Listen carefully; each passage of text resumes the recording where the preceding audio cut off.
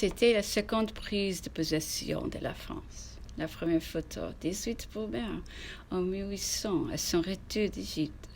Alors la France était républicaine, elle était gouvernée par les Directoires. Machine aux états par les puissantes attaques des étrangers qui, par sa mauvaise administration, déconsidéraient, détestaient la guerre civile, s'organisait sous ses yeux. La révolte triomphait de son pouvoir, et le peuple semblait n'attendre qu'un homme pour sécurer son joug au boré. Et cependant, que des soins qui devaient nous pour arriver à la révolution de 18 Brumaire, pendant sa route depuis Fréjus jusqu'à Paris et particulièrement à Lyon.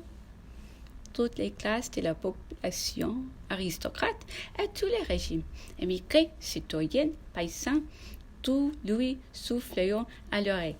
Précipiter le territoire, emparez-vous du pouvoir. Mais aussi partout où il dut entendre les paroles fermes des républicains qui lui criaient « Emparez-vous des autorités, soyez victorieux, mais soyons libres !» Pour réussir, il lui fallait le sentiment de sieste, ces graves et vagues organisateurs des républiques et de son collègue Roger Toucon. C'est la majorité du territoire, de l'énergie, elle pouvait le faire arrêter. Et si le clave de la justice ne pas osé le frapper, il eût expié sa gloire et son audace par l'exil, peut-être la déportation. Quelle différence en mars 1018-15, les cheveux de trône, rayés de la liste des souverains proscrits en France, relégués sur le rocher de l'île d'Elba.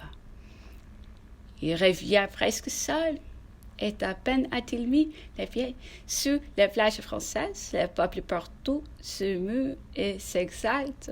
La France entière répète avec enthousiasme les cris de Napoléon. Plus de royauté, plus de Bourbon. C'est Napoléon qui veut la France. C'est la gloire. C'est son génie qu'il lui faut. Malheur qui osera lever les doigts contre lui. Ou plutôt malheur à celui qui ne sera pas pour lui. Aussi paysans, soldats, citoyens, tout courant à sa rencontre, tous les salons de leur vœu, de leur reconnaissance. C'est comme une nécessité, comme une providence. La royauté de Bourbon n'est plus qu'un rêve. Il semblait qu'il n'y avait jamais eu de royalistes, de nobles, d'émigrés. Ce n'était pas l'effet d'une conspiration, c'était un gros mouvement national. Comme en 89, pour la liberté, comme en 9 demi-heures, contre la tyrannie, comme en 18 Brumaire, contre l'impérialité.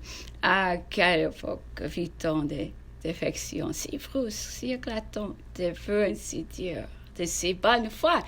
Quel sentiment dominant alors tous les cœurs, l'amour de la patrie, l'amour de la gloire et la conviction trop éclairée que la dynastie nouvellement acquise ne pouvait assurer le bonheur et l'indépendance du pays.